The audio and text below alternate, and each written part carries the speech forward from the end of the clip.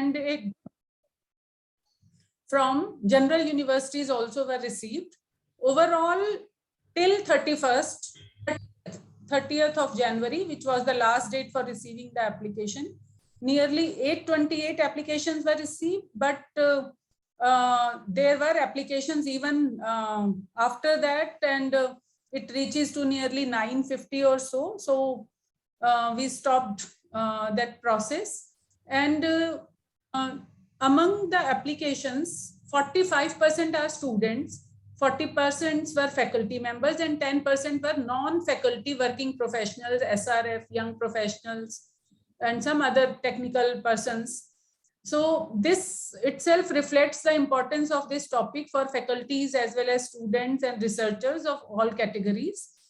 Regarding the qualifications of the applications received, qualifications of the candidates in the applications, they were nearly 51% PG, 46% doctorates, 3% postdocs also, and male and female almost equal composition, but females 40%, slightly lower, and male 60%. And age groups, like I was surprised to know, starting from 23-year-old young students to 57-year-old professionals, they found the topic of the training relevant for them, and they have applied for this.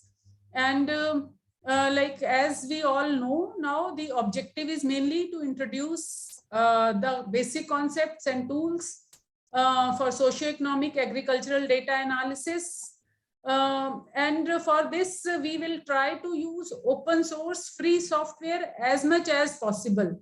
Like that is our software, so that those who do not have access to the expensive softwares, they can also take maximum benefit of the program. However, in some lectures, wherever it is not feasible, so then there will be lectures from the other software also, which participants will be able to apply it to their respective domain using the knowledge gained in the other lectures. And we will discuss various policy issues, important agricultural technologies, their impacts, analytical models, optimum models also in this training program. Sir, just for your information, we have put one question regarding expectation of the candidates from this training program. Even though I cannot read all 800 but in a nutshell, they all expected this training to provide them basic concepts as well as advanced knowledge of the analytical techniques. And they want practical exposures for these techniques. And in case feasible, like they want case studies also. And their these expectations have been like based on the inputs in their application forms. Regarding the selection of candidates, I think many persons, since the last date is last date for receiving the applications, we have been receiving many phone calls, messages, emails for their inclusion. Like we have to put the sorry figure because we have our limitation of faculty, technology, staff, and number of seats which were approved for this training. Initially, we planned only for 50 candidates. However, with kind approval of the Director NIAP, it was increased 2 more times. And still, we were not able to accommodate all requests. However, we will take care of those who are disappointed in future also, and we will include them in the other trainings. Moreover, we are not depriving them for getting the knowledge which is being imparted through these lectures. We have sent the link for attending the lectures inside the platform or from outside the platform using YouTube to all the attendees, all the applicants who have applied for this till this 31st January. And regarding this team for organizing this winter school, we have made a WhatsApp group of all the participants who have been selected for the training. And because otherwise, like, it's very difficult to communicate to them regarding any changes of the schedule or anything. So participants, I hope all are part of it. If anyone is not, then they can let us know. And now, like, this is regarding the brief on the training program. We will be able to give more on it after we have completed it successfully. And now, like, I will take this opportunity to invite our chairman sir, director sir, to uh, inaugurate this training as well as deliver the inaugural address. Sir. Thank you, Dr. Rajni Jain and Dr. Subhashan, my colleague from the Institute, as well as all other esteemed participants who are attending this capacity building program. I'm really happy to be part of this kind of, let's say, the not, I would say, the inauguration. It is just, I mean, beginning of the inaugural address. You can say the activity, this training program. And since I'm already part of the institute, so therefore one cannot be chief guest at the institute. But certainly, it's always pleasure to interact with the young colleagues and faculty members, those who have very, you can say, I would say, the regard for the institute, as well as always participate in the different activities.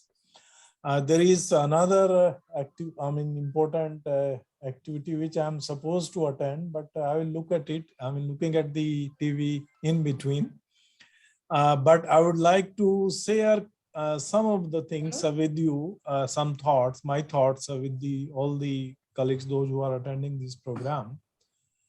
And it's not some kind of formal address or the formal presentation, but some of the things I would like to share so that you can think over those issues and see how best you can benefit from this training capacity building program.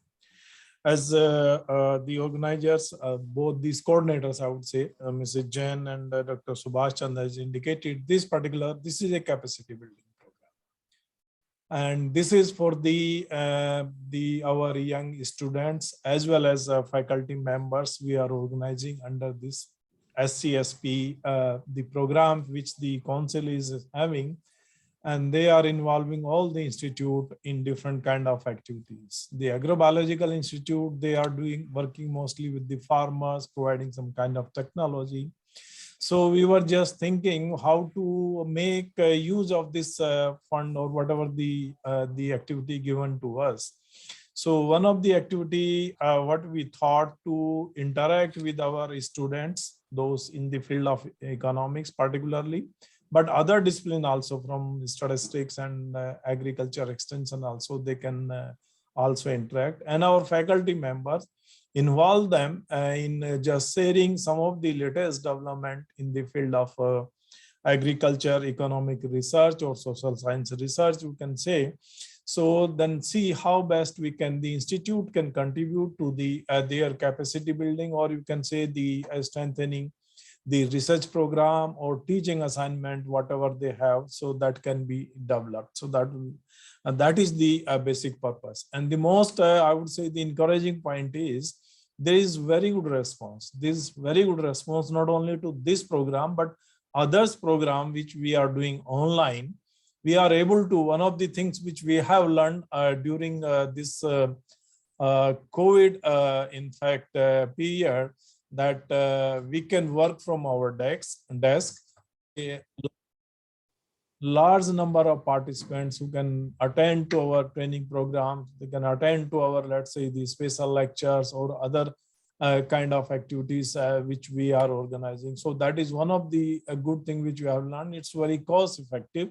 We can directly talk to all the participants face to face, just like face to face. but it's not that expensive. We can we can continue to work from our desks. That is the plus point of it. But why actually we started these programs? So the basic reason is there has been a lot of advancement in the research methods generally we the social scientists use. At the same time, there has been, let's say, the lot of development or the easily availability of data. And then we have the other developments which are taking place in computing science, data science. We have different methods, we have different softwares, we have new methods we use generally, draw the inferences from the kind of the machine learning method generally we use it. So the point is how best, I mean, we can learn from these new development in data science, computing science, as well as the research method in economics. Institutional economics is now well established, but there is another field which is coming quite, I mean, say, in a stronger way, I would say, that is the behavioral economics. So similarly, there are other methods which are being used by the social scientists. So idea is we can share the recent development in these areas with our colleagues who don't have that much opportunities, because in some of the institute, one person is working or two persons is working, and even the state agriculture universities, the size of faculty is also small. Somewhere it is 3 people, somewhere it is 5 people. In most of the state agriculture universities, the size of faculty is less than 10. So therefore, it is very important that we all work together. We interact as frequently as we can and share all our experiences and the resources what we have. So in that respect, our training program of like this, they have been very, very useful. Now, the topic given to me to Mrs. Jain is basically recent policy reform. So I'm not going to talk those many policy reform because all of you have seen it, how the policy making is happening and what are the response, all kinds of things. But couple of things I would like to share which are important, and you working in different institutions located outside, let's say Delhi or the metros, mostly you are close to the production systems, you are more close to the farmers, so definitely you have more information, you have first-hand information about how the Indian agriculture is changing. Certainly you can I mean, provide insight from that. And therefore, this kind of, say what we generally say, you can take those ideas further and develop on that. So I will begin with the performance of agriculture sector. You might have seen in various, let's say, the estimates which are coming from the MOSPI, and recently the economic survey has indicated what is the performance of agriculture sector. So you must be knowing that during the COVID period, last year as well as this year, performance of agriculture sector is really impressive. This year, the agriculture sector in 21-22 is expected to grow by 3.9%. The target is 4%, so almost we have achieved this target. Last year also, this 2021, in spite of all kind of COVID restrictions and lockdown, agriculture sector has done well. The growth rate was in fact 3.6% or so, and it was almost close to the economic growth rate of the economy as a whole last year. So therefore, the agriculture sector is still considered to be one of the important, say, part of the Indian economy.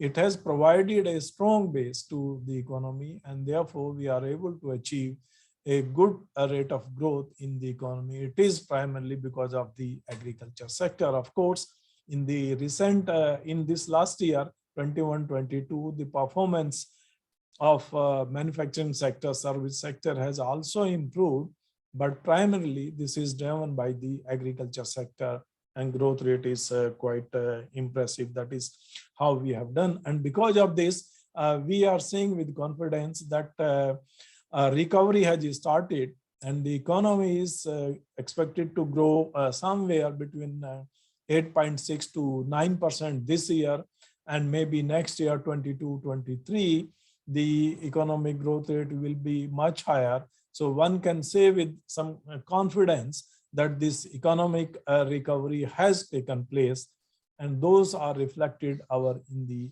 recent budget, which was presented on the floor of House on 1st of this month, February. So I would just summarize in one line. The budget, what has aimed just to accelerate the pace of recovery, accelerate the rate of economic growth with inclusiveness, in the sense the sectors which are providing employment and the some kind of livelihood to let's say the lower income group, in the sense those coming bottom 20% or maybe bottom 40%, I would say.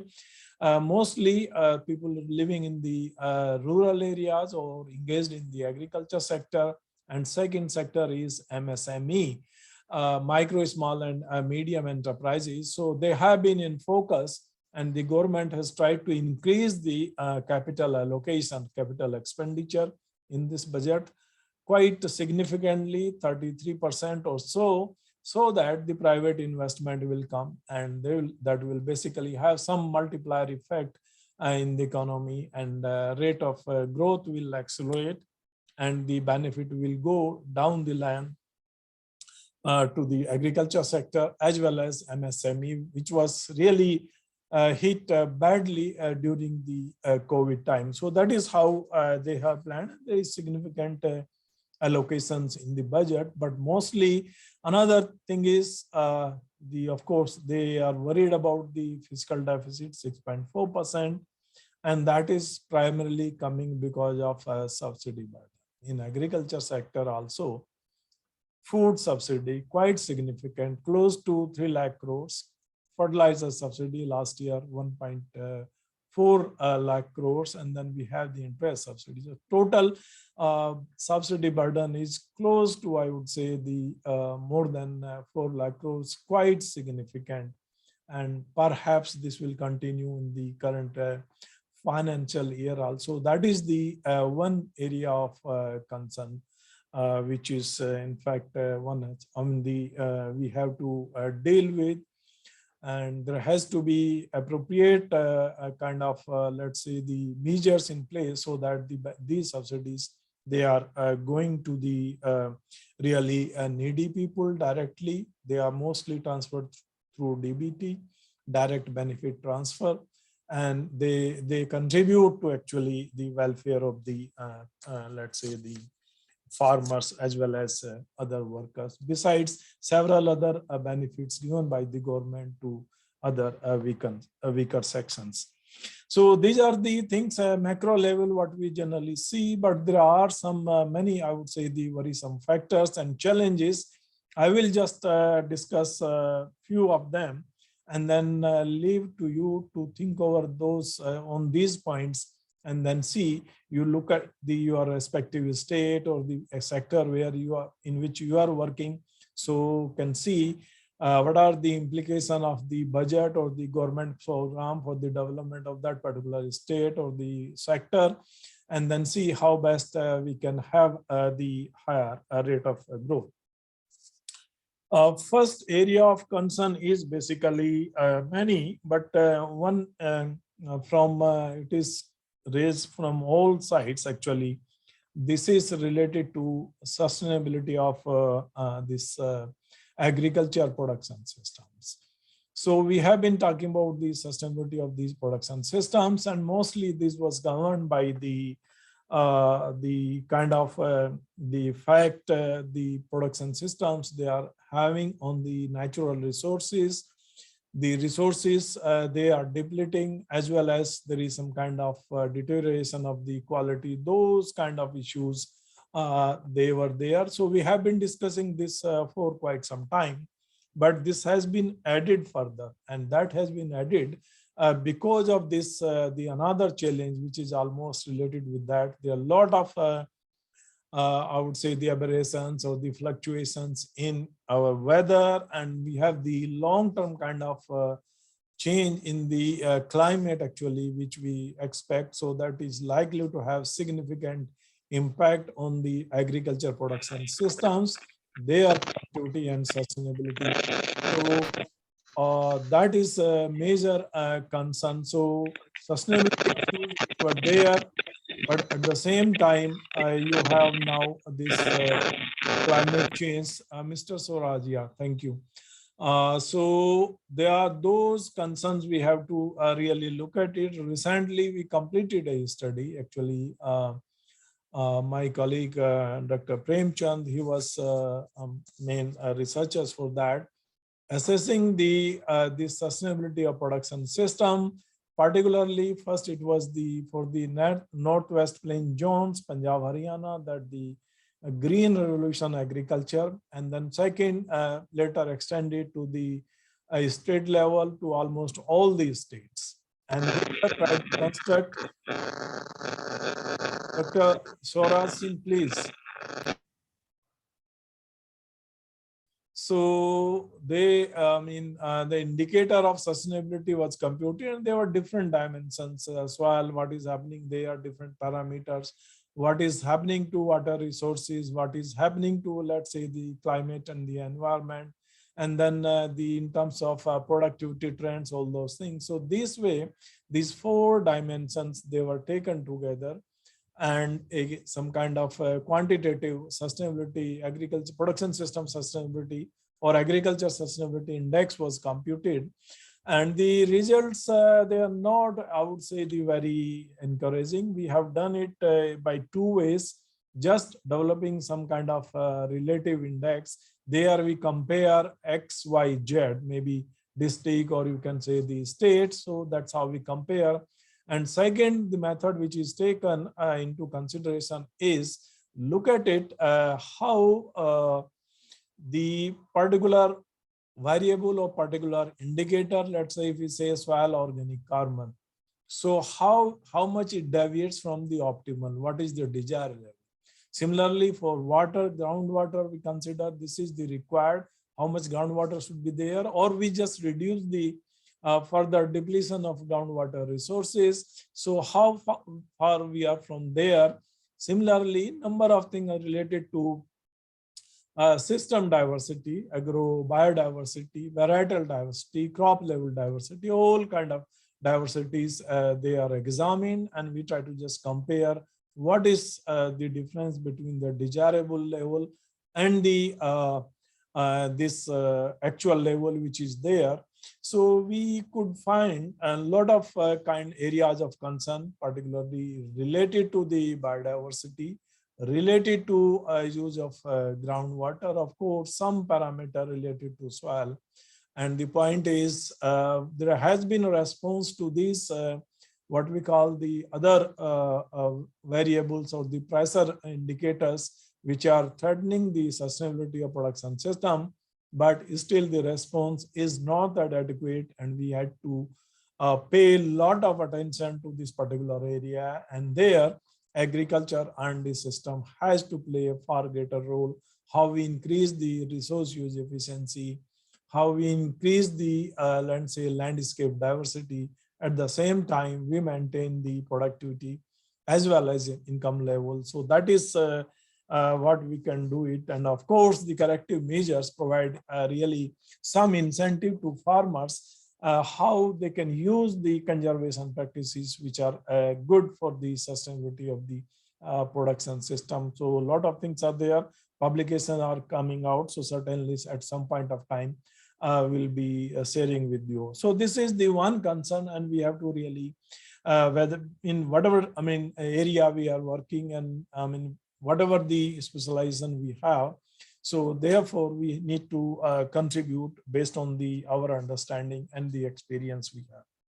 Say, second major thing I would like to bring to your kind attention, because I mentioned that agriculture sector, except 1 year 18-19, I think, where the growth rate was somewhere between 2.5 or so, between 2.5 or maybe something 3 in between. I do not remember the exact number, but other years the performance of agriculture sector has been quite good.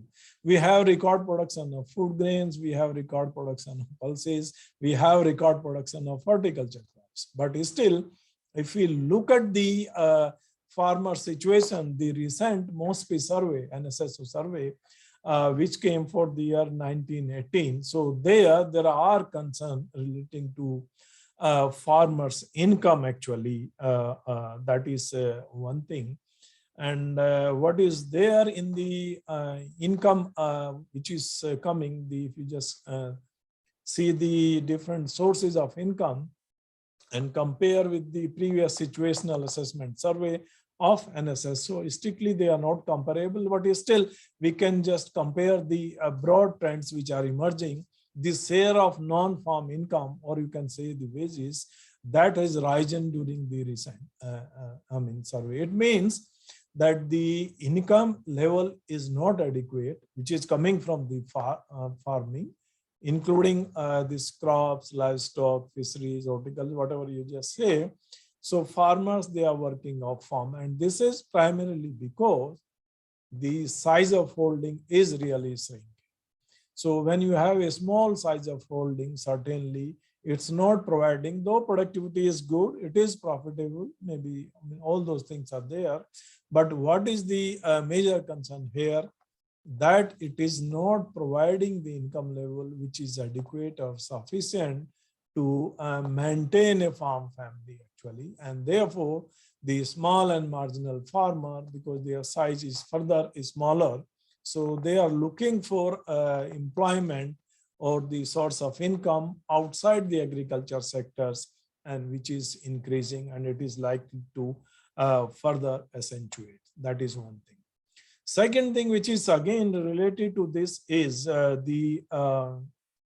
if they find a more some kind of gainful employment outside regular wage earning, or maybe some kind of salaried employment outside, so the transfer of labor from agriculture to other sectors, it will take place, and it was taking place. But last to these COVIDs, because there is slowdown there was slowdown of the economy, SMA, MEs and other sector also. So therefore, there was, we all know, some kind of reverse migration. So because of that, this transfer of labor from agriculture to other sector is not really as fast as we were expecting. And that is another area of actually concern. So then what is the challenge now? One is we look at the productivity. We continue to maintain it, in fact, enhance wherever. Then improve the sustainability, all sustainability parameter, but at the same time, improve the resource use efficiency. That is also equally important, because that will not only improve and contribute to the profitability. You have more yield per unit of input, but at the same time, it is having an impact on the sustainability of the production system. So these kind of, let's say, the efforts, they are very, very important. But another important thing which the government has been emphasizing, that is a diversification of agriculture as well as production systems. Even if you look at the situational assessment survey, either you go for the 12-13 or now recent 18-19, you look at the, just see the average farm household income in different states. So by comparing the income level, you can draw a line actually vertically, and then see where you have more diversification, their income level is very high. So it comes the state, let's say western side, actually, you have in Gujarat, you have Rajasthan, you have this Punjab, Haryana, of course, Maharashtra, all those states, MP also, maybe go further down to the South, Karnataka, Tamil Nadu. But eastern state, their diversification is eastern region, the diversification is not that much, and because of that, the income level remained low. Only exceptions are a few northeastern states where the crop production is also good, particularly rice, and they have livestock and horticulture, other things. So the level of income is very, I mean, say, comparable to other states like Punjab and Haryana. So this way, diversification is very, very important to increase the the income level of a farm household, and second is the look at the this even sustainability, because what now the our this scientists, they are suggesting that if we have some kind of integrated farming, you have crops, horticulture, livestock, everything.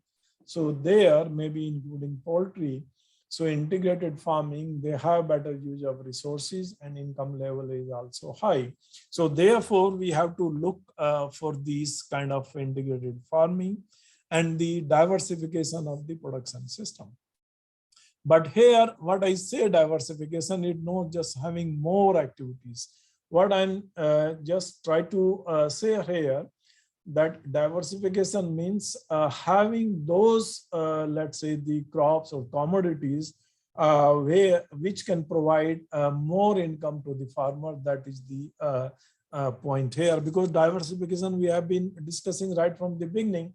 70s or 80s, it was related mostly to reduce the fluctuation in productivity as well as income. But here, this diversification means shifting to those crops, those commodities, which can provide more income to agriculture household or the farm household. That's very, very important, because in many commodities, we have surplus now.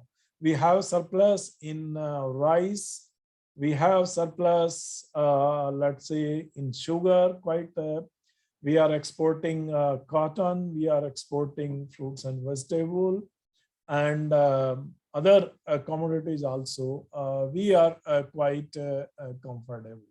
So if you are not able to manage surplus of these commodities, certainly that will be reflected in the depressed, I would say, the domestic prices. So therefore, it is important that we shift towards those activities, those crops, those commodities which can provide more income to farmers on a, let's say, the smaller even size of holding. There are a number of things which are being suggested by the agrobiological scientists. Fruits, they are being discussed. Poultry, they are it is being discussed. Vegetable, it is being discussed. Flowers, some of you being discussed. Secondary agriculture, it is being discussed. Number of activities you will find they are being discussed, and certainly they are providing, let's say, the much more income level to farmers. Even if you go for fruits and vegetables, so there you will find that some of the, which have vegetables or the even fruits which are demanded by the consumers, they are getting better prices in the market. So therefore, even if farmers grow, they grow maybe even through protected cultivation or intensive cultivation, whatever the method they are suggesting. So their productivity is high and the quality is good, and they are getting, let's say, a good, say, the attractive price in the market. So the point is how we can shift to these kind of activities which can provide, let's say, higher income, or the, you can say, the a good, reasonable, let's say, standard of living to farm families. That is more important. And naturally, these all activities, they are market driven. So what we have seen in agriculture sector, I said 3.9% for the agriculture sector as a whole. But if you look at the livestock product, if you look at the fisheries sector, their growth rate is further higher, 7%, 8% maybe. More for fisheries, so like that. And the flower industry is really expanding like anything. Similarly, the new vegetables, I would say, and the other crops which are really being preferred by the farmers, not only in the main season, they are having a different kind of experimentation in terms of shifting the what they call it, the crop cycle, plant little early vegetables, peri-urban areas, so you have a better market, you get better prices, all those things. The point is how now we can shift towards these high income generating activities. So how we can go about it. So I would just share a couple of things related to that. We have examples of this in our country. I would say if you are thinking about the fruits, you can look at it, and flowers also. In fact, you can look at the example of Maharashtra. Maharashtra is one state which has in fact contributed last 20 or 30 years for this kind of diversification. Traditionally, they have orange, alfonso, and grapes, but they have expanded area under these, let's say, the fruit crops. They have introduced sapota, they have introduced pomegranate, and number of other things actually. So now all the regions of the Maharashtra, they have one fruit crop actually. So that is providing a really good income to all the growers, and they have organized themselves into different groups. So what I'm suggesting, there has to be a strategy at the top, what kind of this diversification is going to take place in a particular state, what is the crops, what are the fruits we are going to introduce, what are other things we are going to introduce. There has to be a, let's say, a roadmap, and see who can be an active partner in this. Flower industry, say fruit, it was mostly the government, but flower industry, it was the private sector. They have brought the planting material, it was grown by the farmers, and some of the, I mean, they supplied domestically, and some cases somewhere they are even exporting it. So look at the who could be the let's say leading sector there, who could be a major player there, and try to get the investment from that sector, or invite them in the investment. So that is very, very important. And this message has to go down to the farmers level, because if you have a strategy at the state level, and if it is not going down, it's not by said by with the farmer, certainly the success will be, I would say, low, or the progress will be slow. So it has to be a clear message right from top to let's say the bottom, and the market forces also have to provide some signal. That's very, very important. Second thing is look at the incentive, because the farmer, they have to sit to new activities, and therefore for them the incentive, they are very, very important. And when we say the incentive, it is basically prices. So they need to understand that message has to go to the farmers, that if they have a different crop, they have a different variety, or they have some other thing which is really in high demand, farmers are perceiving these signals. So therefore, they'll be putting all their resources, they'll be willing to take a risk to diversify to that particular activity. And certainly market has to provide, because many examples, farmers, they get idea, they are excited, they have a good response, they adopt that particular or grow particular vegetable, but there are not many actually buyers of that. They have to take the produce to I would say, the longer distance. A very, I would say, the clear example of this was soybean. Soybean, it was introduced when in India. So there was no actually market. There were not many buyers in the market. Farmers, they have grown, but it was not so. But certainly, slowly, there was further investment from the industry, private sector.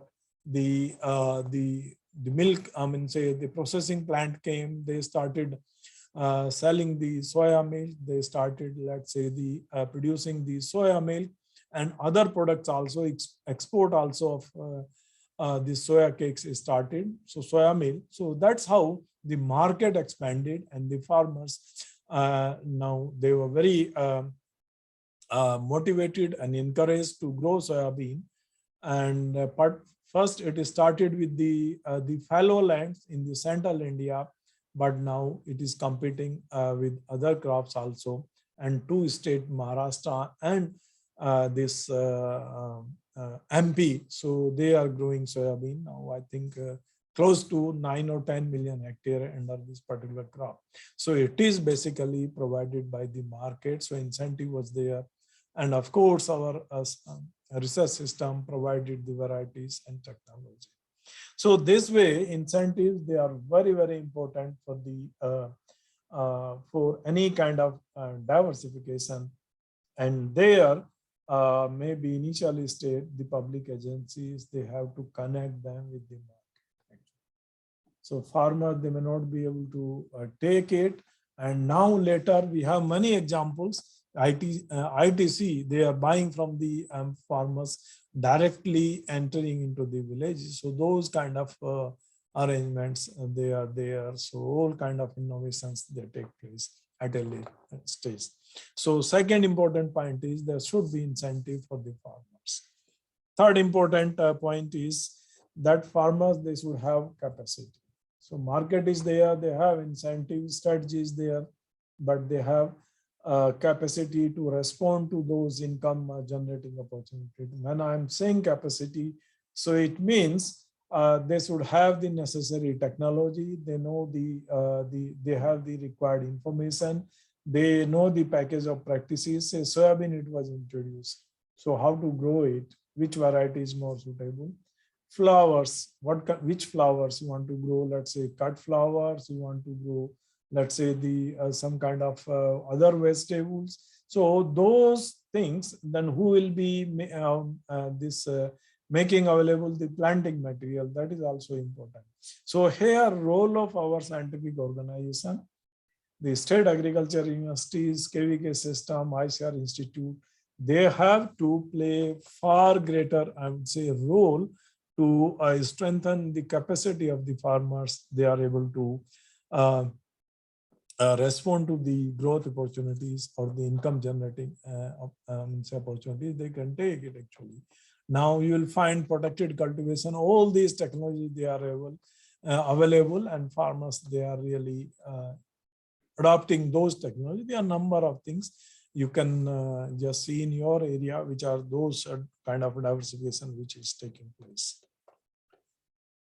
Third important thing which is necessary when you go for the diversification, particularly, maybe some of the activity, let's say if you have more these milch animals, or maybe if you are going for fisheries, so you require investment on farm. Actually, farmers, they need to have more resources or the capital with them, money with them, because the cost of cultivation or cost of production of 1 unit of output will be higher when we have these things, because there will be some kind of most of the purchase inputs. Productivity cultivation, they have to erect this structure there.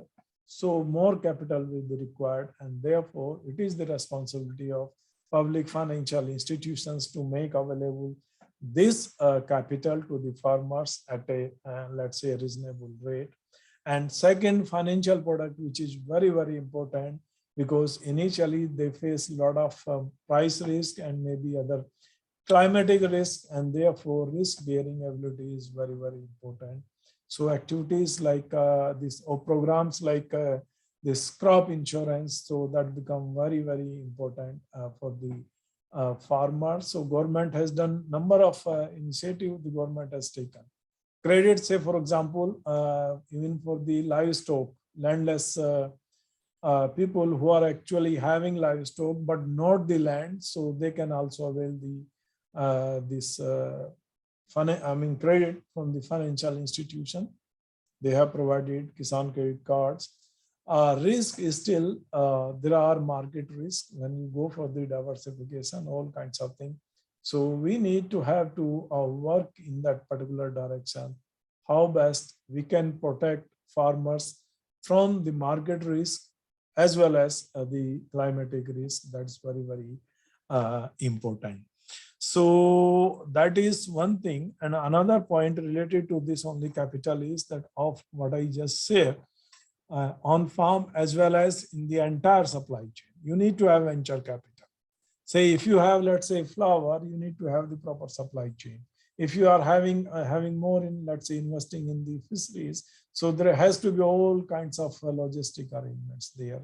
So this you have to, invest in these supply chains. Maybe at some stage you have to create value, if it is a value generation, processing, all those kind of things. So their venture capital, it's become very, very important, and we need to modernize that. And government has taken some initiative. There is one is this what we have, agriculture infrastructure fund. So number of things. So we can just really look at it.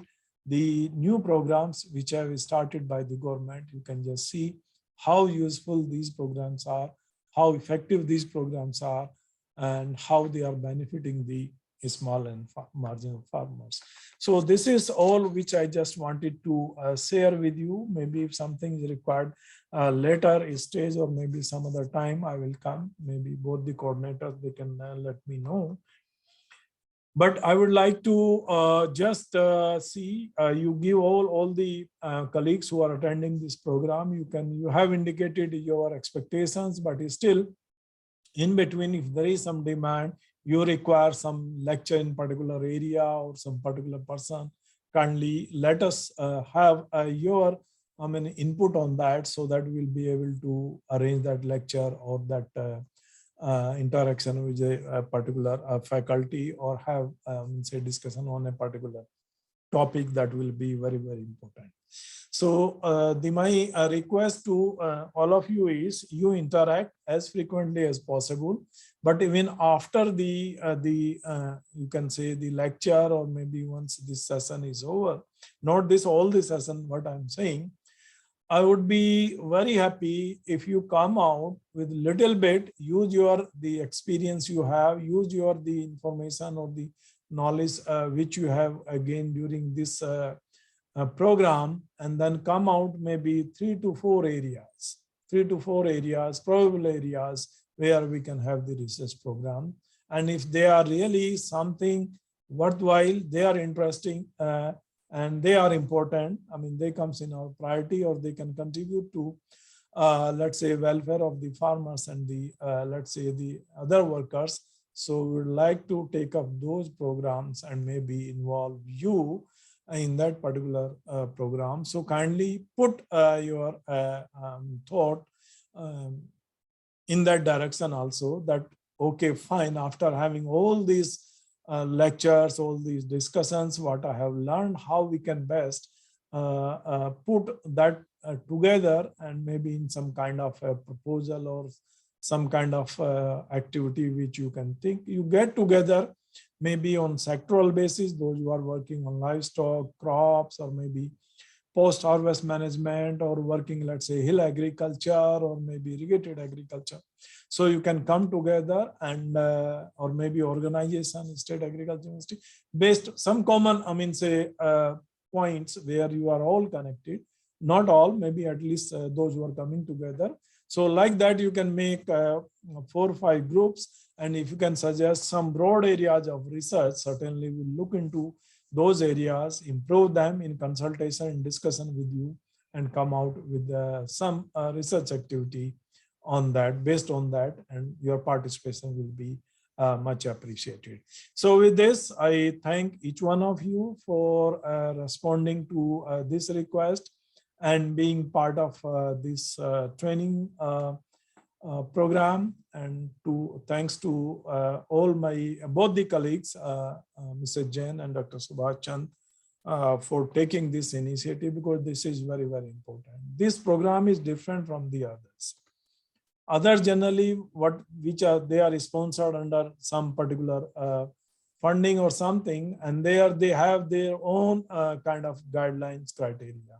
But we are flexible in this.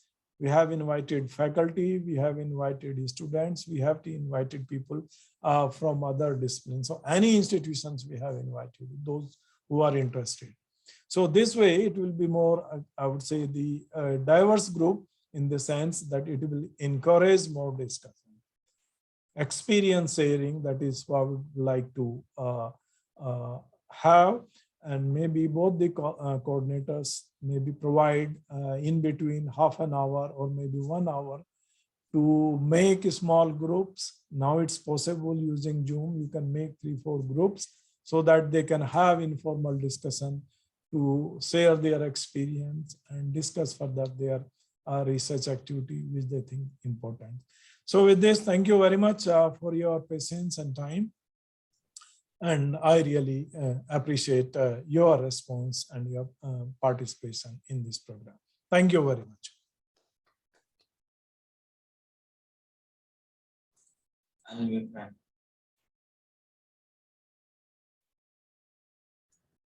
Speaker, ma'am. Okay. Sir, there is one question from Dr. Ganga Devi in Q&A. Diversification and sustainability is majorly helping increasing the income of farmers, but size of the land is the issue. How can we come up to the solution? Sir, you are muted. The point is here, say land size, when we start these particular two activities, diversification, all those things. So we consider land size as given and then explore, because if they want to increase the size of holding, they require a lot of resources. That's not possible. There could be other methods. Though the point is that given the size of holding, how we can increase the income of the farmers or farm household. We have done a small study. There are a number of studies. They were done many studies, 70s, 80s, even 90s. Look at it, how we can increase the farmers' income. But here, recently they have done for the region for Bundelkhand, Mr. Jain was involved there. And they could just show, given the size of holding, if you have more capital, if you diversify, you can use less water, but you can have higher income.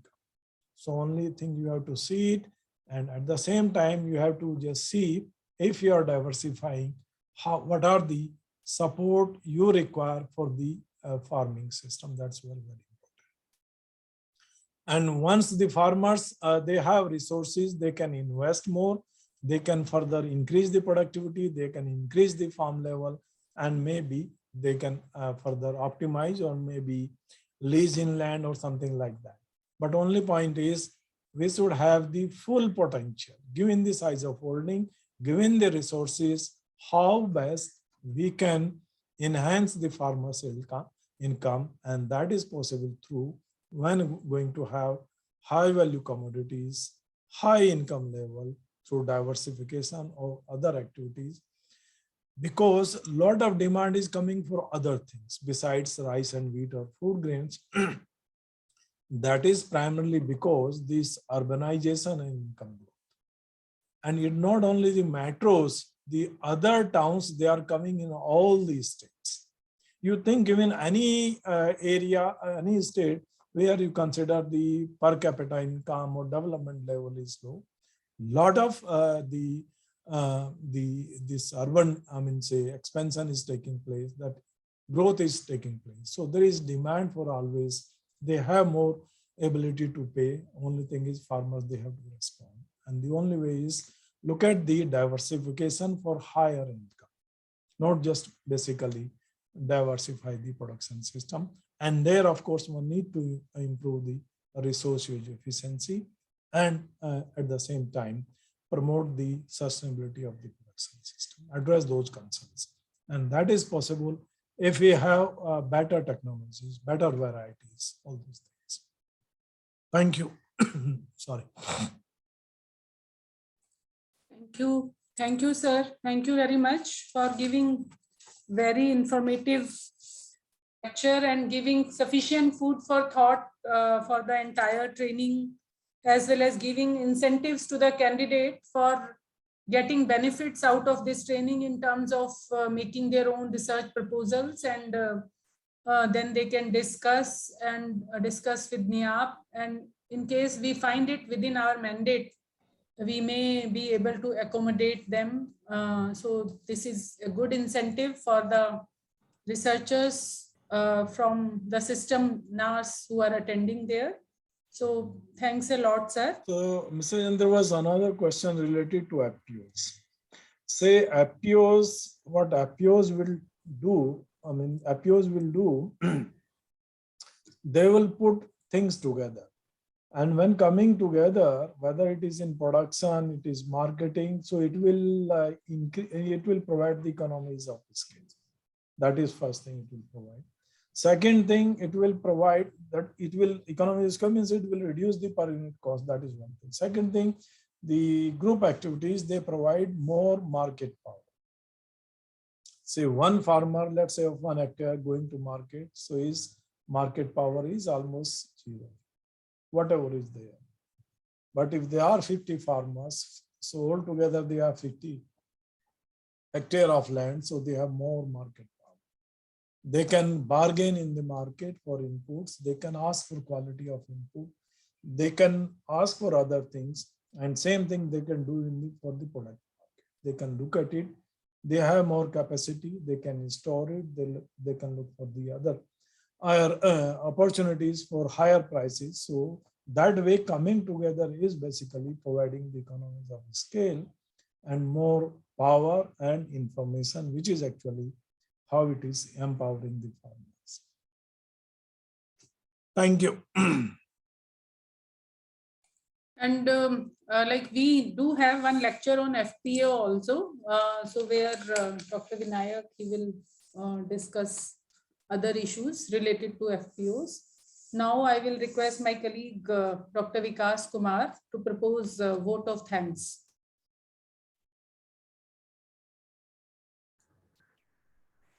Unmute Vikas. Thank you, ma'am. Is it audible, ma'am? Thank you, ma'am. Good afternoon to all. I feel honored to pay our gratitude in form of vote of thanks. We extend our heartfelt gratitude to Honorable Director, Sir, Dr. Suresh Pal, sir, to grace the inaugural function and for leading the supervision and inspiration at every point of time in giving the final shape of this training program. We are also thankful to Director, Sir, for presenting the inaugural presentation, recent reforms and agriculture policies in India that has enriched us with various important issues that how our agriculture system is performing in this changing time, different engines of growth, challenges, and ways forward for growth of agriculture sector.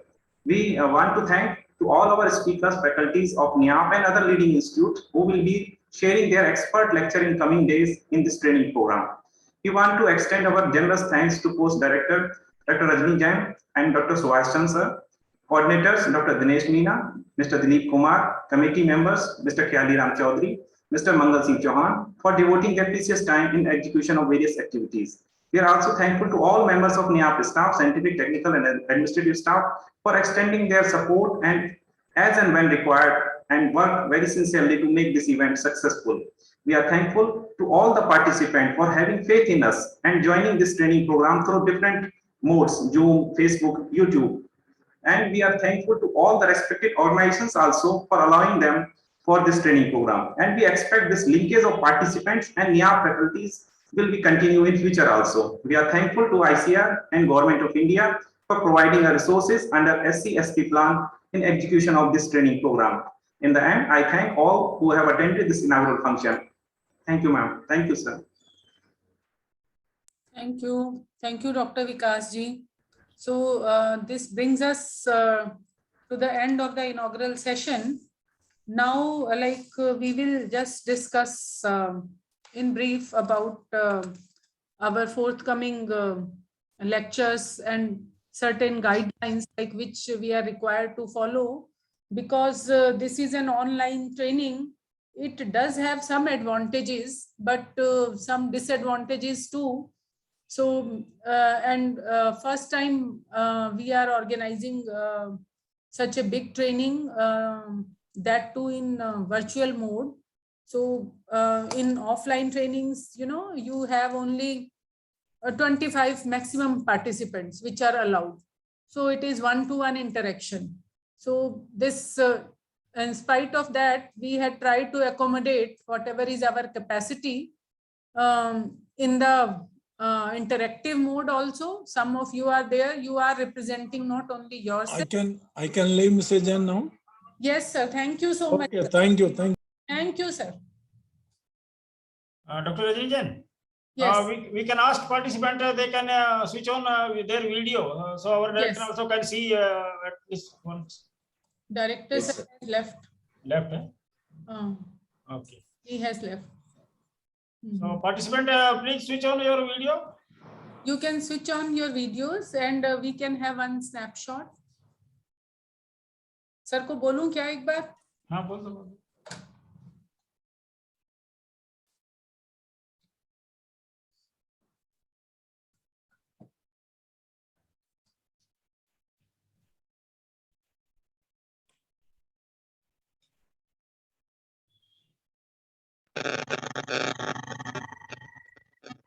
All participants, please switch on your video.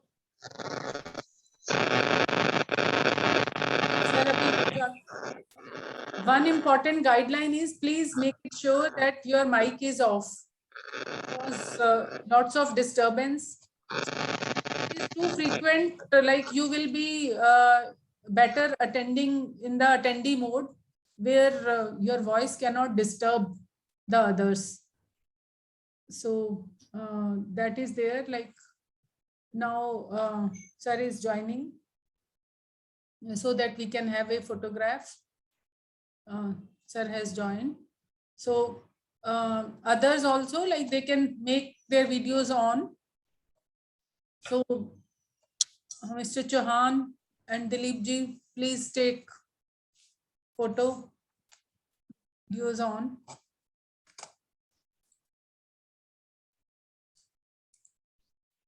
Yeah, once taken, you can let us know.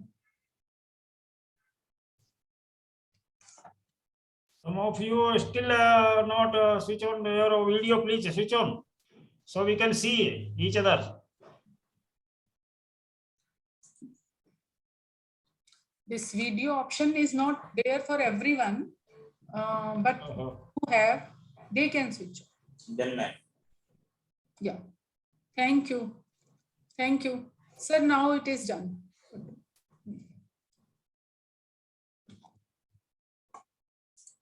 So we were discussing some do's and don'ts and certain guidelines so that our training runs smoothly and it can provide maximum benefit and fulfill your expectations. We will try our best and we expect you also to do the same.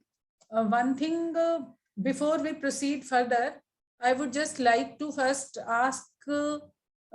answer some of the questions asked by the participants, and mostly it will be covering others questions also. One is many persons are saying that we don't have video facility. So correct, as I told you that initially we planned it for 50 participants only, where video facilities could be given to all. But this technological options which we have, video facilities cannot be given to all. Here we have limited capacity because we do have nearly 30-40 faculties also. So we have provided it to nearly 60 persons, basically this video facility, and others, they will be able to interact, they can ask questions, but this video facility is not there. Another thing is those who are having the video facility, in case they would like to go into non-video mode, they find it more comfortable, you can let us know by sending the message and we will give this facility to someone who wants it more.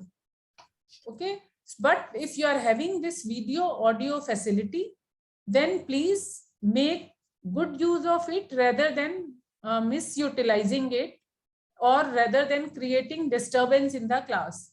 That's why nowadays normally most of the training programs, they are conducted in webinar kind of mode, where participants, their video and audio option is not there. But we thought we would give it to all, but since the number has increased and many of you wanted to avail this opportunity, so we could not give to all.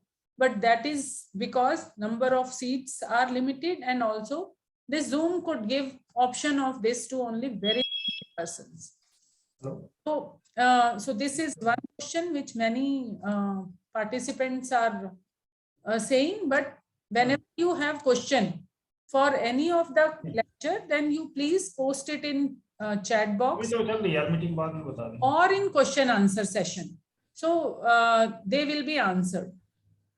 So there is no problem in will have equal opportunity for MSc को तो नहीं होगा this. Subhash ji chat.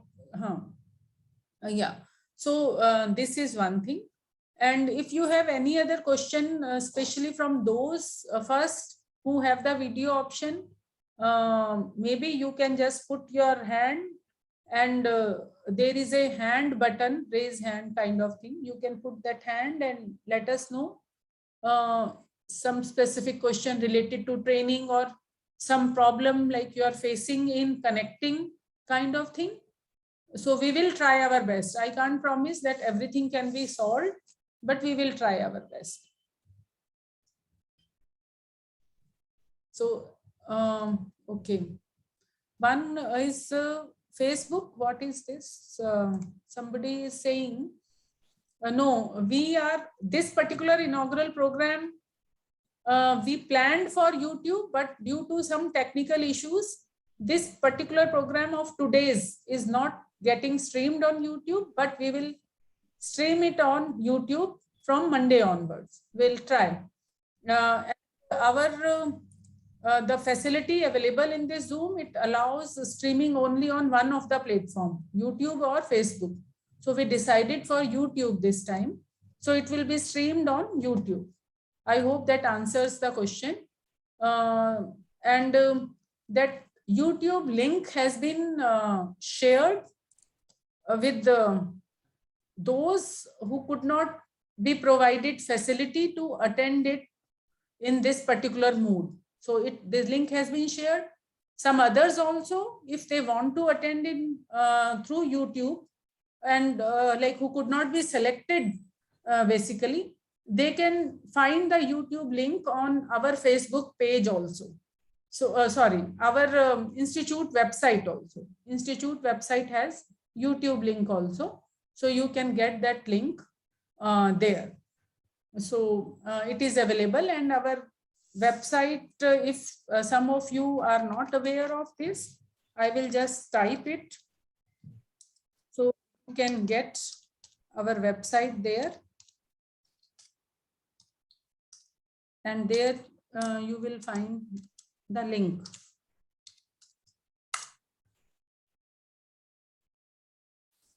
So this is there. I have posted the link of the website. Here, if you see that website, you will find our Facebook link as well as YouTube link. So that is there. Any other problem? I hope all of you, at least those who are attending, you have got the email. In future also, during the course of the training and sometimes after the training, we would be sending some emails giving some information. So kindly include my email ID and this training.niap@gmail.com and all coordinators' email IDs in your address book, so that you can receive mail.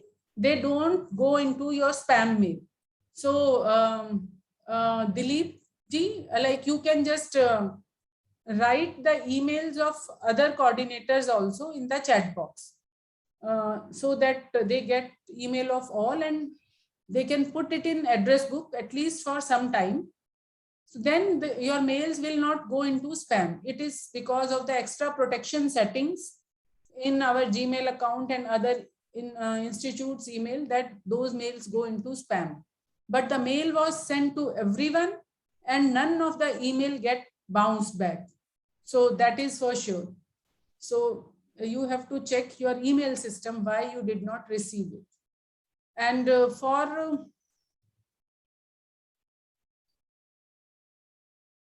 Email IDs, yes, we can put that in WhatsApp group also, no issue. Dilip ji will post in WhatsApp group also, but those who are not in WhatsApp group, they can note from here also. So that is not an issue. I hope those who are attending here, everyone is there in WhatsApp group, the selected ones. If somebody is not there, just raise the hand, please, who is not in the WhatsApp group. So there seems to be no hand up. So it seems all are in WhatsApp group. So that is also one good news, that information can be communicated timely to you. So, okay. So now this is regarding communication, why you were not receiving and what you should do to receive it further. And we would be informing on the group also most of the information that so and so is sent. Sometimes big contents not possible there. So that's why we would have further discussions on making the groups, so that we can have a chance to see like what you have learned. Basically, so some groups will be made in our future interactions with you in future programs. But now I will request first Dr. Subhash Chandra ji to tell some guidelines or certain things which you should keep in mind while doing this training. So, Subhash. Thank you, Madam Dr. Rajin Jain. Friends, once again, good afternoon. As Dr. Rajini Jain has already told about a WhatsApp group, we have made a WhatsApp group of selected participants who have been selected, and in your mail or login ID, which is you are using, we have created a candidate, selected candidate ID. So those people who have been selected, they are attending this training in this mode, what Dr. Rajini has said. And see, there are certain conditions for this training, so which we want to tell you in advance, because at the end you should not come and say that I need so and so things, and because of certain reason you could not attend. So that will not be possible for us. People who got selected, they have very clear-cut ID number, and the certificate will be issued only to those people who are regularly on all the days they will attend the training program. If somebody is missing sometimes, the certificate will not be given. Please, I am making it very clear today itself. That is one thing. Because 100% attendance is required, because this is a Government of India program, and they need certain information with very critically, because in past we have the experience that when people could not complete the task or training properly attended, they were not issued the certificate. So that is one thing I want to make it clear. Then another thing, this we have some certain reading material also, which is like PPT, and our institute publications like policy brief, policy paper, and all, which are available in soft copy, soft form, and that can be accessed by the selected participants. The link will be provided to you or through our institute website, what Dr. Rajin has just given you our website ID. And then we will be giving certainly equal opportunity to all the selected participants to interact with the faculty.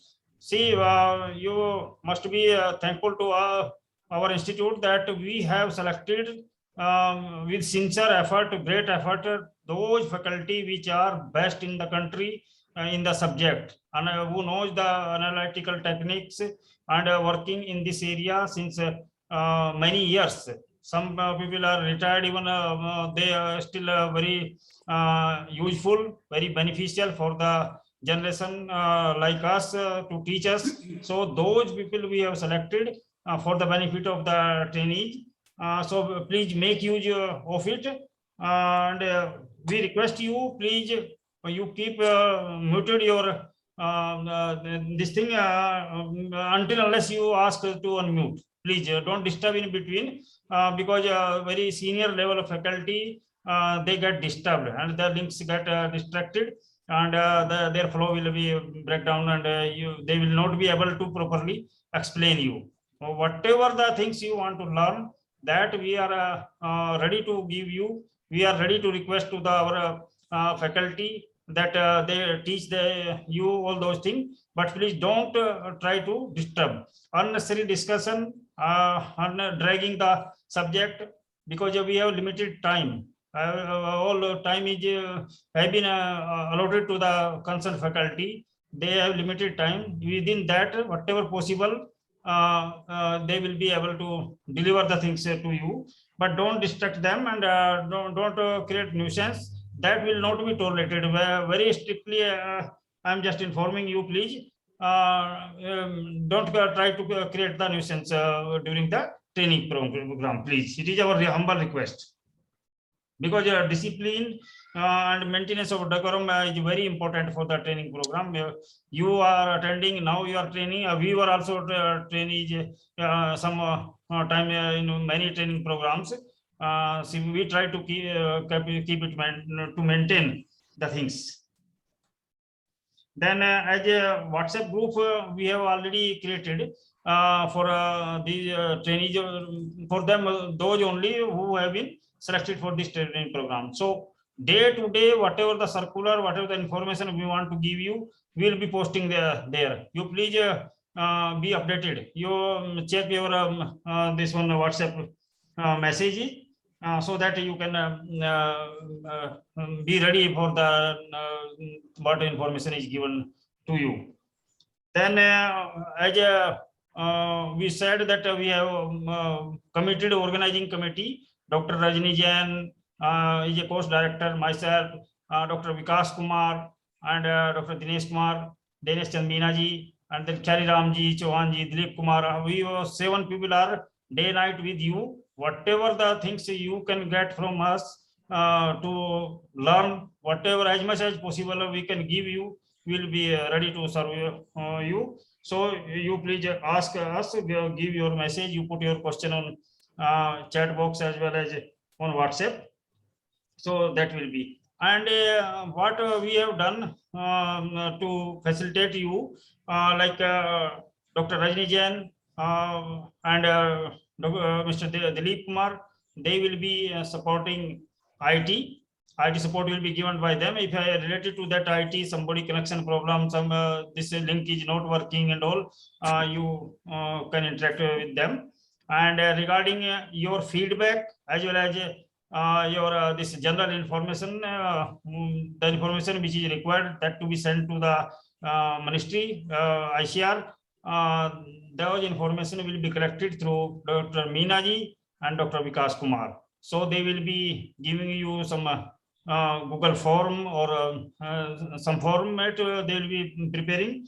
On that, so your photographs, your complete address and all, again you have to recheck it, and your Aadhaar card number also we need, because our ICR is asking that number also. So that those kind of information they will be taking, they will be giving you well set format. So in that you can fill up. Any thing, any questions related to our particular subject, class, or particular technique you want, you please inform to Dr. Rajni Jain, or you post on your WhatsApp chat box.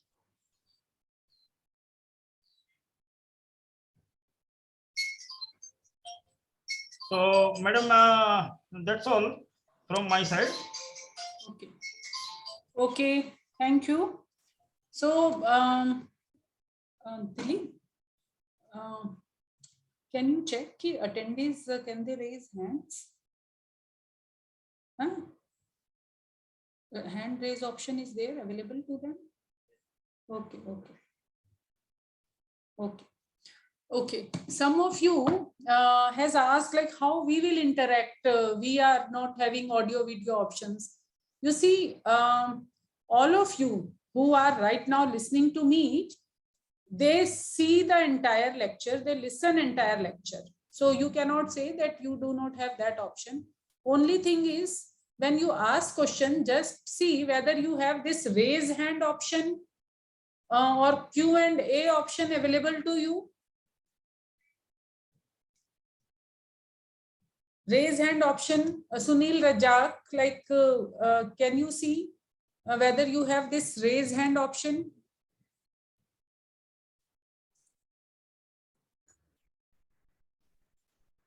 So, so I found that all of you are having that raise hand option. So once you raise the hand, then we will know that who wants to basically talk.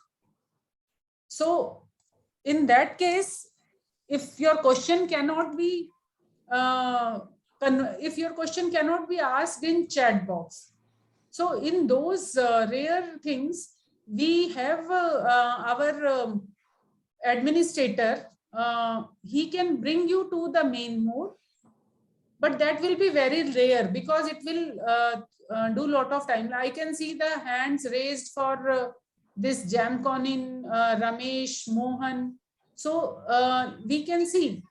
So you have this option. So once this is there, we know that who wants to ask question, and like if invited for that to ask, then we can bring you to the main mode for that particular time. So no issue regarding this. Okay. So this is fine. Other thing is one more, question. Somebody, Dr. Latika, I think, has asked, you do not have video option. So how we will be knowing who has attended and who has not attended? So we can know that our host has a special permission, like they can view everyone, whoever is attending. So that is not an issue with us. Provided also minute to minute attendance can be extracted from the Zoom platform. That is another thing.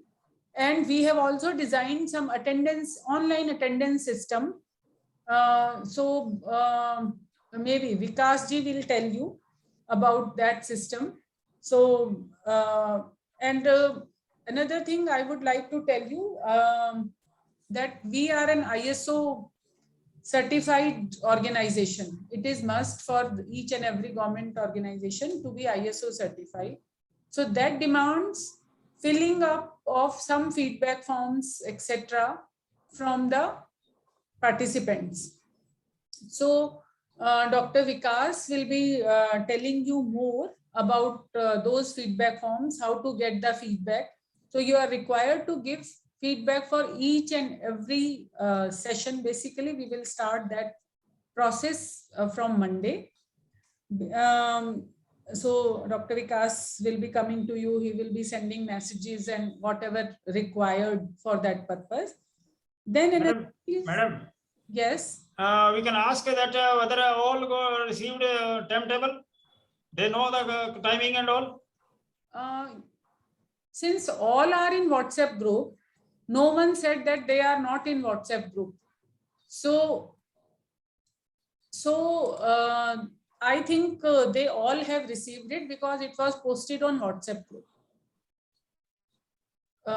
So Dr. Kirti, he is telling yes, it is there on the WhatsApp group. If some of you have not seen your messages, you can see that there might be some changes sometimes depending upon the emergencies of the faculty. We will inform you if some changes are there. Normally, the timing of the training will be 11:30 to 5:30, but some days 11:30 to 1 o'clock we have kept for discussion with the participants. because each of you will be put in some group, and you will be working in those groups for finalizing your learnings, basically in the form of a presentation. You would apply the learnings, the tools which we have used here in your data set, and coming up with some presentation. You can divide among the group, like, okay, you will do this, somebody else will do that. And those discussions, we will give you opportunities within the group. So that will be there for some days, and some days there will be lectures also. And then there will be lunch time for 1 to 2:30. Except the valedictory day, there might be some changes. And 2:30 again, we will have afternoon session. One will be 2:30 to 3:30. And most of the classes where more practicals are there, or which are lengthier ones, we have tried to put them at the end, 3:30 onwards. And then some time we have left for discussion among ourselves at the end. So this will be the normal schedule. If at all some changes are there, you will be informed. Then reading material, he has already told, like whenever we have something to share, we will share with you. We will let you know how we are sharing it. Of course, the group is there, but if at all it requires email or something, we will let you know. Then another thing is evaluation. The evaluation, because every training which is 21 days, it is customary. Not that we wish for that. To show the impact of the training, some evaluation is there. So there will be evaluation on the basis of some objective questions, as well as the group presentation, which will be there. So some days we have kept for group presentation in the last week of the training. So you can be ready like for that.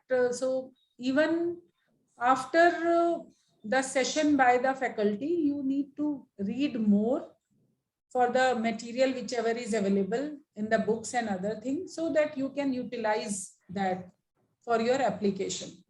And since all are learned ones here, you can discuss also among yourself also, like how to resolve the issues.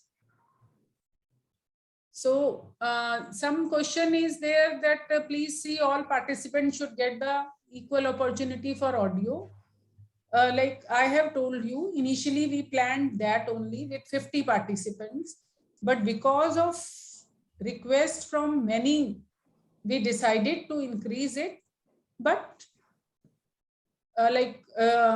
only thing is the interaction will be through chat box and question answer, and in case needed, we can have that interaction one-to-one also. So it is not feasible because of the technological limitations. This I have told 3 times, I think now, that not that we don't want, we also want. Our director also supports this, but the limitation is there. So that is there. So and I suppose that whoever are there in video mode, Shiraz Singh, your audio gets mute on quite frequently. So please see why this is happening. So those who are there in the audio video kind of thing, you make maximum use of it, and you will be representing those also, those who are outside. So you make a note of that. And another thing is for issue of certificates and all, since sometimes spelling mistakes and other things are there, Dr. Meena, Dinesh Meena, he will be getting some forms filled from you. You put it very carefully, your things. If it is wrong, you put wrong by you, we will not be able to do anything for this later on. So better you double check it. I found while sending emails, some of the emails were wrong. So I had to find out from some other sources, which is the correct email, sometimes phoning the person, sometimes other ways. So, but now it will not be feasible to check each and every one for that. So I think this is all. Now, if you people have some question, then you let us know. Somebody is saying every minute attendance will be taken. Sometimes technical issues and network issues. So, okay, that's fine.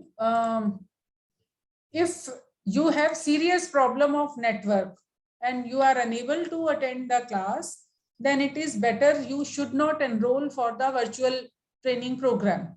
But once in a while, even our connection, it can get disconnected.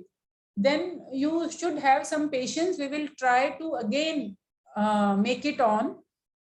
So same way, if you have something which are not in your hand, it got disconnected, you can get connected again. But if you are absent in the entire day, so I don't think that is there right now. With all of you who are the researchers, you might be using internet and all for your research, so you must be having some ways and means to attend to this. One reason for getting these applications online was this only, that those having the connectivity, they only can attend this training program. We, like, the things are not in our hand. Whatever we can do, we can do. So try to ensure this, but you can rejoin, not that you cannot rejoin. So you can rejoin if you got disconnected. Zoom will take care of it. We do have attendance form also. So you can put your remarks sometimes there also.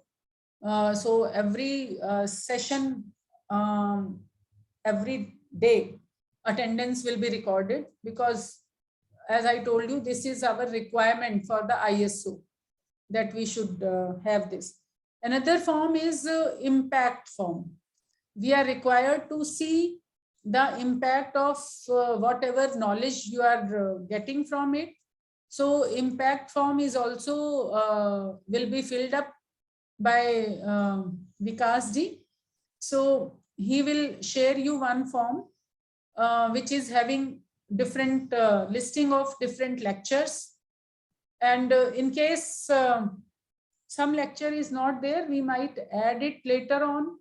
But whatever is there right now, you kindly put your level of knowledge in that right now before attending those lectures. And after the training also, we would like to know, so that it is easy for us to report to the authorities about the impact of this training on you people, like how it is helping you and all. And more will be clear with the help of your presentation. So if okay, like somebody is also telling that yes, they got disconnected. Okay, no issue. Fine, that I understand. Like there are frequent fluctuations. Some days there are frequent fluctuations at some places. No problem. You can reconnect. So those things we will take care. They are recorded. No problem. You can mark your attendance accordingly. No issue. You can mark if you have attended, you are the better judge. So do that honestly. Only thing is we will just match with our records, nothing else. And I have sent to all of you one selection ID. So that selection ID is important for issue of the certificates. Okay, so keep that with you. We will be matching that also. Those, because attending of this is open for many persons. Those who wants to have knowledge of some certain lectures, they can also attend this. But selection ID is important. So that I have indicated in my email also. Is there anyone who doesn't know his or her selection ID? You can just let me know in the chat box, or who has not received got access to their selection ID so far? So if not, then you can let us know in the WhatsApp group. Since all of you are there in the WhatsApp group, whoever has not got that email mentioning the selection ID, just they can note down. Ravish, Anand, you can please first check your spam mail. You check your spam mail first, whether you received it or not. So you need to send it. Check it. So those who have received, they need not write here. So now Vikas ji can tell about the procedure of how he will be getting the forms filled, or maybe he will like to tell you later on. Vikas ji. Thank you, ma'am. I am Dr. Vikas Kumar. I will discuss here 4 types of forms we will be dispatching to you through email or you can share if you have those forms. I'm not having this time. I'm just in process of completing them. There's some small issues are there. They will be told, given to you by Monday.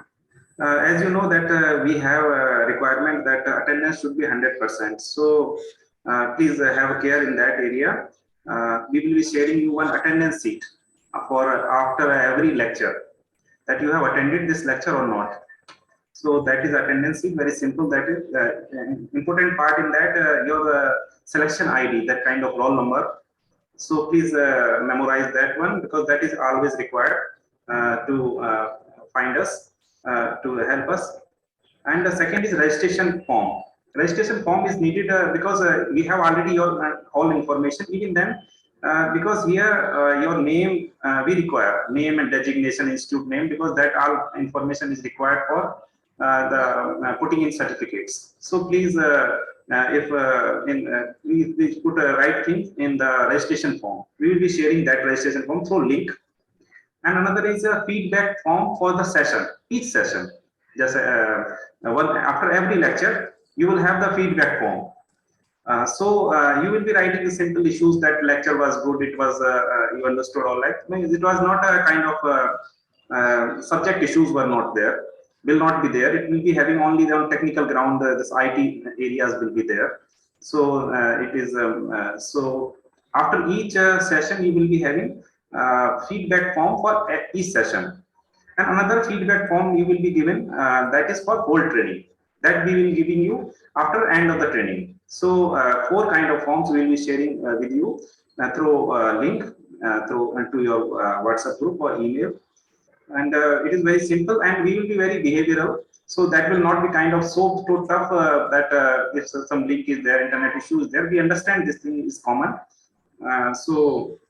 These are things. So evening or tomorrow we will be sharing you these all kind of especially attendance sheet, registration form, and feedback form for the session. From this Monday onwards, these things will be required. Any other question regarding this? And it will be very simple to fill. Hardly 5 questions may be there, 5 to 6 questions may be there in that. So this is from my side. Any other issues there? Please inform me. Okay, so it looks now at the moment they do not have any issue. And we will be available all the time with you. All the directors, course directors, coordinators will be. Our numbers are with you. Our email may be given to you. So we all the time we will be available for any issue, like whatever you are feeling. Please inform us anytime. So right. So thank you, Vikas ji. Then Meena ji, would you like to say something regarding that nomination form or registration form? Actually, good afternoon, everyone. Actually, most of the things have been covered by you and Vikas ji. So registration forum is under process, ma'am. We will be sharing by WhatsApp group or email. One thing is, which probably we forgot, that registration form would be having your photograph also. Yes, yes, ma'am. So you have to take one photo with the image size, very small image size in KBs only. 50 to 100, 150 kb. Like smallest possible passport size photograph. So you can put that in that form also, because that is must for us. So this we forgot to tell. So he's designing, he has almost designed that form. So we will be Yes, ma'am. form also. Link we will be sharing with you, and you can fill that. And as Dr. Subhash has told, Aadhaar number also would be there in that registration form, because this training beneficiaries, we need to give Aadhaar number also to the sponsors. So that is one thing. Then reading material, some persons have suggested share it on Google Drive. Yes, we are planning that.